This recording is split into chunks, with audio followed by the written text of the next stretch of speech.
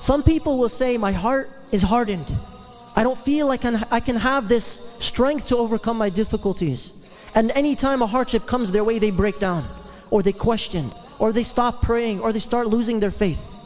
And so when they talk about the softening of the heart, a person might say, I'm not capable of changing. I'm not capable of having this newfound faith, increased iman. I'm not capable of overcoming these hardships.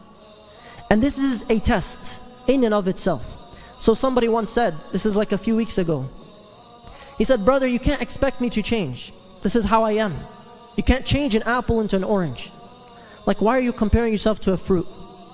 When you think about a human being and their personalities and how abstract you are, the refutation for this concept of I'm born this way, which is throughout society now, born this way, the scholars over 1,000 years ago already responded to this. So one of these scholars famously said, some humans claim they cannot change. He said, look at the animals. You can take a bear and you can tame it. You can take a bird and you can train it. You can take a dog and train it to become a guide dog or a guard dog or a supporter or a friend. If you can train an animal and animals can change, then a human being with their great intellect and their status above the rest of the creation is also able to change.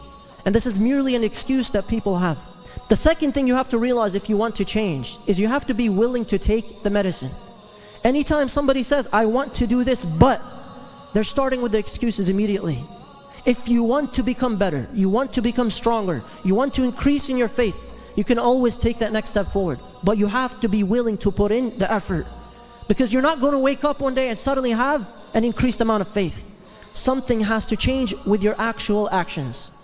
And number three, if you're trying to increase and improve, and you're trying to overcome your hardships, and you're trying to reconnect to Allah subhanahu wa ta'ala, remember that you cannot please everyone around you. In our day and age, with the advent of technology and smartphones and social media, people are living double lives. And the problem is that people, every time they post things, many people will think twice. Will people be pleased with this status? Will people like this status? Nobody likes it in 5 minutes, status deleted. And what happens is they start posting only to please people. And if they post or say something that people are displeased with, they'll get rid of it. And the problem with this is that you're living your life for other people. You're living a mask. So remove the mask, live for the sake of Allah. If you want to move forward, then you have to be willing to be sincere in who you are. Don't live for other people. You have this one life, don't waste it on other people. And no matter what you do, and people here have experienced this in different ways, no matter what you've done, somebody will always criticize you. And if nobody's criticizing you, then something's wrong with what you're doing. One example of this, how many of you heard of the fictional character Juha? Okay, so Juha is a fictional character used in Arabic literature as a form of humor to teach a lesson. So Juha was riding out one day with his son. Juha's riding this donkey and his son is walking the donkey. And they pass by a group of people, and these people start talking, gossip. And Juha hears them. They said, look at this father. He's letting his son walk in the desert and he's riding the donkey. So Juha hears this criticism. What does he want to do? He wants to please people. So he stops. He gets off the donkey. He tells his son, you ride the donkey instead. They pass by a second group of people, and these people are talking. Look at this horrible son. His father is walking and he's riding the donkey. What kind of son does that? And they start gossiping. And Juha hears this. He wants to please these people. So what does he say? He says, let's both ride the donkey. Maybe people will stop talking about us. They're both riding the donkey. And what happens? They pass by a third group of people, and these people are like, look at these horrible human beings. They're both riding this poor animal, this weak animal. And they're talking. And Juha's upset. Why are people still displeased with me? So he stops after a while, and they both get off the donkey. He says, let's both walk. They walk by a group of people, and these people are like, look at these fools. They have a donkey and neither one of them is riding. People will always talk and criticize.